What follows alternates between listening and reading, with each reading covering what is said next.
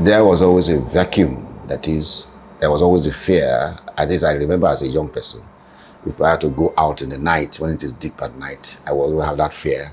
And then I think there was a day that if I was asked my mom to go out to take maybe this firewood, to bring firewood, and it was dark. And I held something like a snake.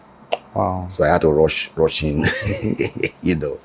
So that sort of trepidation, and so I had that fear most of the time, at least the fear of the unknown, fear of darkness, fear of all this, and that was, I know, was something very significant in my life that was needing a remedy.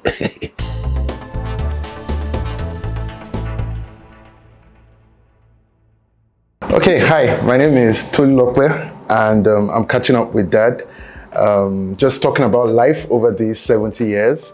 And so we're going to be doing this in like 7 chapters, so you really want to make sure you get all the chapters. But in this one, we're going to be talking about your background and pretty much like your early life, growing up and all of that.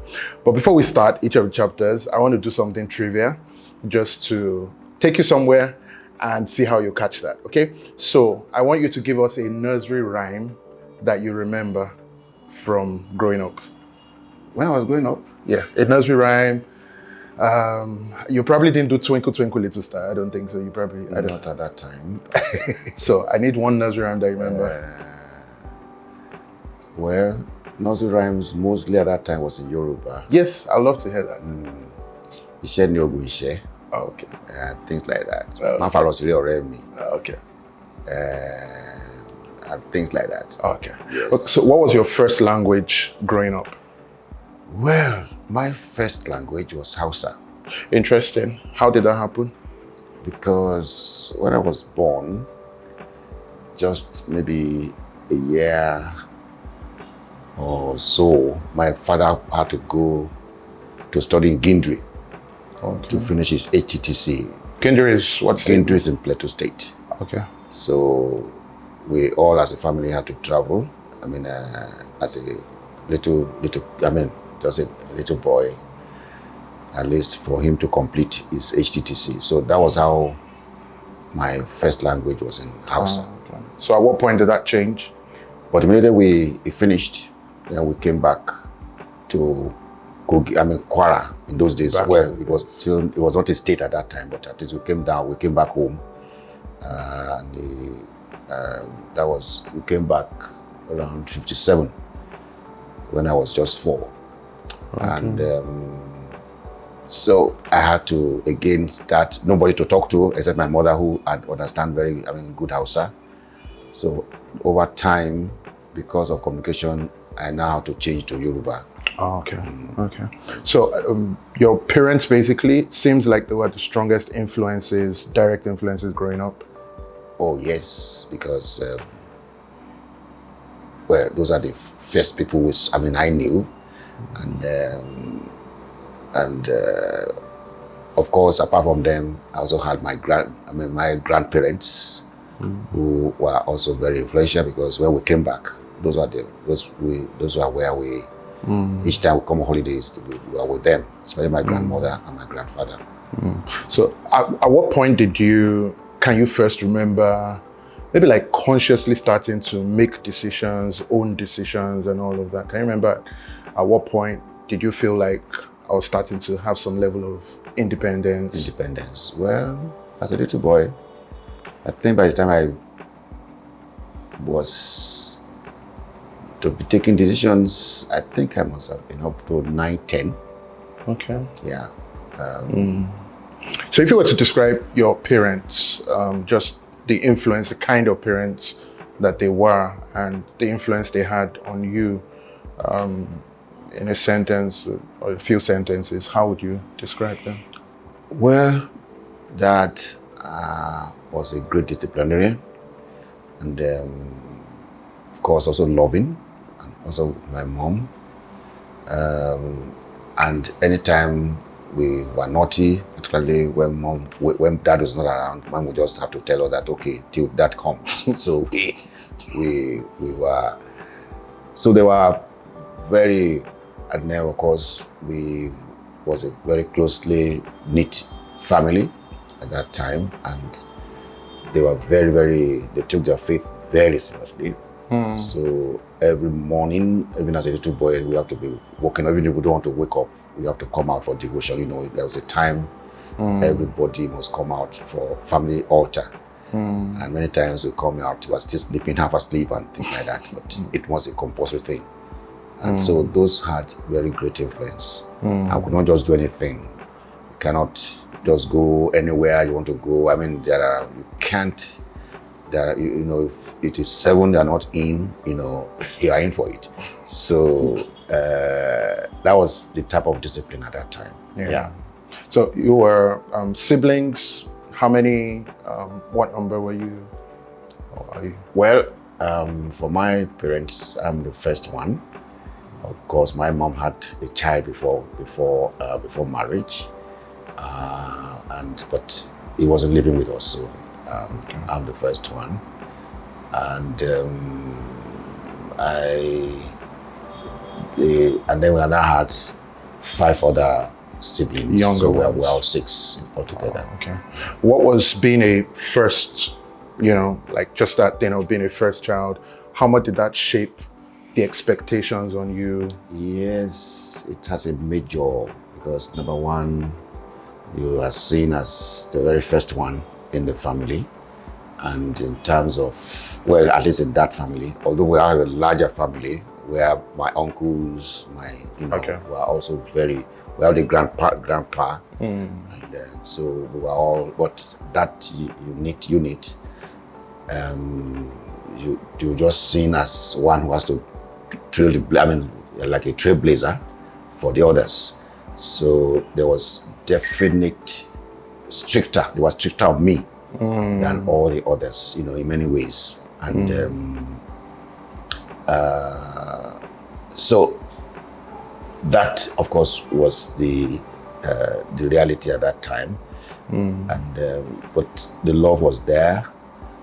There was taken care of. There was that there's nothing you really need, maybe for school and things like that, that parents will not sacrifice, to make sure that we have it. So in spite of their low level of income at that time, everything was. But much more, there was this, you can't just do anything, without really paying for it, in terms of flogging at that time, and so on and so forth. So, all right. So, can you remember any moments, maybe as a young child, that seemed like this really shaped me? Something that really just made a significant impact, that maybe altered either a moment or a period or something like that, especially in the earlier years, that really just set the tone for all that you went on to become? Yeah, well, there are things early in my life. Because of the fact that it was a Christian family, we were taken to church every morning. Every Sunday, and of course, every morning, every evening, evening, we have to have the family devotions. So I was exposed very early to the scriptures. I was exposed. We have to memorize and so on and so forth. But there was always a vacuum. That is, there was always a fear. At least I remember as a young person, if I had to go out in the night, when it is deep at night, I will have that fear. And then I think there was a day that if I was asked by mom to go out to take maybe this firewood, to bring firewood, and it was dark, and I heard something like a snake. Wow! So I had to rush in, So that sort of trepidation, and so I had that fear most of the time, at least the fear of the unknown, fear of darkness, fear of all this. And that was, I know, was something very significant in my life that was needing a remedy. So and so each time we also have that preachings of how to overcome that fear. I think that was one of the things that early in my life, at the age of 10, actually, I had the gospel of needing to be free. And that made me, in one of the missionary conferences, actually made me to want to accept Christ, to come to the cross and have that freedom. Of course, we were not taken seriously because I was just 10. So they just called us and just told us a little story and dismissed us. But there was a vacuum in my heart at that time I felt needed to be filled. And so it wasn't until I was 12 that actually I now had the opportunity again to really have real, follow-up, accepting Christ formally again in my 4-1. Yeah. So what are some things in your background? I'm still going to talk about that journey of your faith. We'll come to talk about that a bit later. But in terms of, some things from your background that you just feel like, man, I never want this to be lost in who I am. Like, have stayed with me, whether in terms of values or in terms of, ideals and all of that. Are there some things from your background that, if you can just walk me through that, have kind of stayed with you and you just feel, I never even want to lose this for the rest of my life? Well, there are things in our life, in our setting, that we tend not to want to copy anybody. Not to, we tend to feel that there's no point copying somebody else. I don't know, because in my background, very early in life, I was at the age of 6 or 7. My father, who happened to be my headmaster in my primary one, now transferred to secondary school, where we had to live in the mission compound with missionaries, and so I be cut off from my other sort of age mate who were in town, because that was a mission compound. So we are more or less now a little bit isolated from peers. It's only when I go to school that we meet and we see and we play, and many times I don't want to come back, to the compound, because that play would stop when I come back.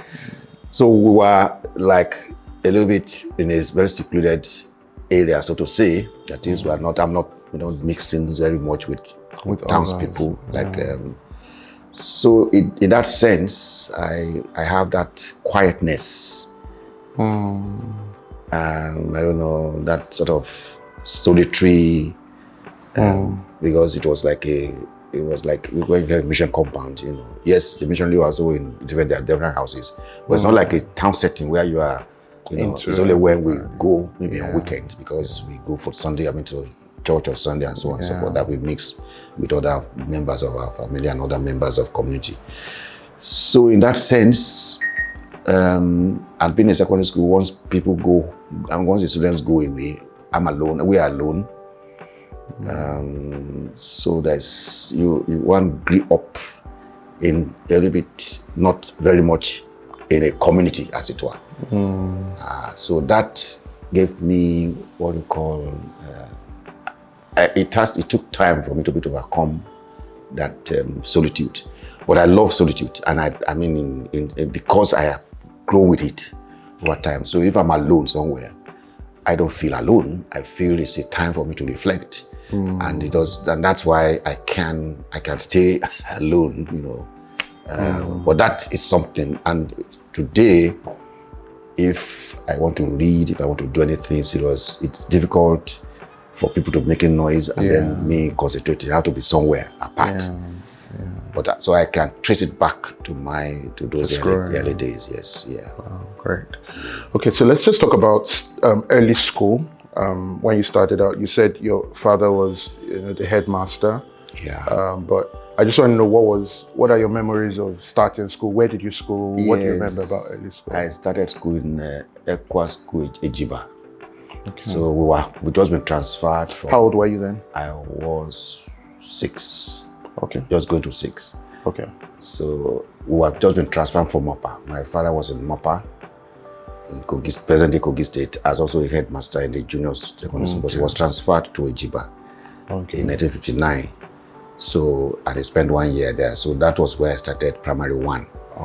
And, being a headmaster's child, my teacher, they would take you special. So memories, or even when there's sports day for the school, we normally have these particular sports where the elder ones will carry a small boy and run a race. Wow. So I was among the people that was carried. Unfortunately, we fell down. The man fell down.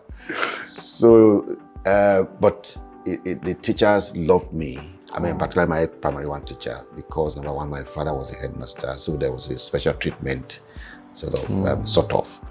And also, I had friends at that time too. At least I remember one. We finally became classmates again in secondary school. And so we are still in touch up to today. So that is as one of the friends that I still remember. But that was one primary one. So in 1960, my father moved to Titcomb College as a secondary school teacher. And so we had to come to Egbe. And then now I went to primary school in Egbe from primary 2 to primary 7. Primary 7? Yes, in those days it's 7 years. Okay. So that was. But now you no longer had your father as the headmaster. No. He's now. So you are now a regular student. So I'm now a student, a pupil. So we have to walk from Mission Station to the primary school in town. Wow. Every morning. Did you have those stories of walking barefooted? Was yours? Oh yes, of course. In those days you walk barefooted. Barefooted? Oh yes. And when the sun comes, you have to be, running. And then we had also some particular one fruit from the bush, which has like a calabash, so you can make it into a sort of shoe.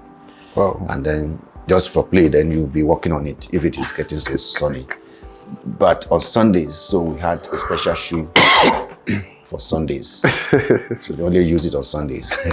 Why did you only use it on Sundays? Why not? Because that's just the only shoe you have. Wow. So it's just for Sunday service. Wow. And you have special dress also for Sunday and the shoe. And on Sundays, that's the only time you eat rice, most of the time. Wow. So after primary 7, then Titcomb College? Yes. Okay. So after primary 7, then Titcomb College. From 1966, just when the military took over in Nigeria, the first military coup. That was just about the time we entered from 1. And I was there for school start and then the HSC before I finished in 72. So I'm just a little curious. You talked about the first military coup in Nigeria. What was it like in your mind as a young boy hearing that there's been a military coup? What did you expect? Yes, it was a tough time. Wow. Because we were just entering school as Form 1 students. And when you now had all the people that you have adored as little boys in school, for example, coming out to meet, if the premier of Northern Region was coming, he used to come to Egbe, maybe passing through, and we had to line up in those days for them. Wow. They would come in big cars, and then all those political days of Awolowo and so on and so forth. So when you now hear that somehow many of these were wiped off. Wow. Sadaran was killed, Akintola was killed, Kotiebo was killed, all these ministers, it was a shaking time. Wow. And Tafawa Balewa was also killed, who was the prime minister.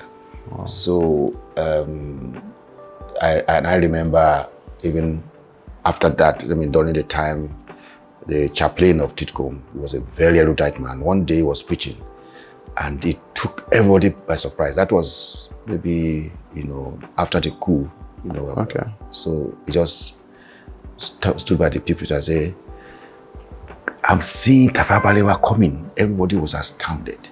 Wow. As if it was true, but he was trying to make a point, So it was also exciting because we now began to see military people. We have never seen them in town. We never see military people in town. Wow. But now begin to see them. They are now becoming governors and so on and so forth. So, so it was a big change, at least for the nation. And there was hope because people felt that these politicians are corrupt at that time. So there was some little hope that The military was Yes, right, but you know it wasn't sustainable. By July of that year, there was another counter coup when Gowon now took over. Yeah, so, and then of course from there we were plunged to civil war. So most of my years in school, in fact, was civil war years. Wow. Between 67 and 70 was a civil war. Full blown. So, but by 70 when I was in 4-5, the war ended. Wow. Yeah. Right. Thank you for sharing. We'll catch up more on this. Thank you so much. Thank you.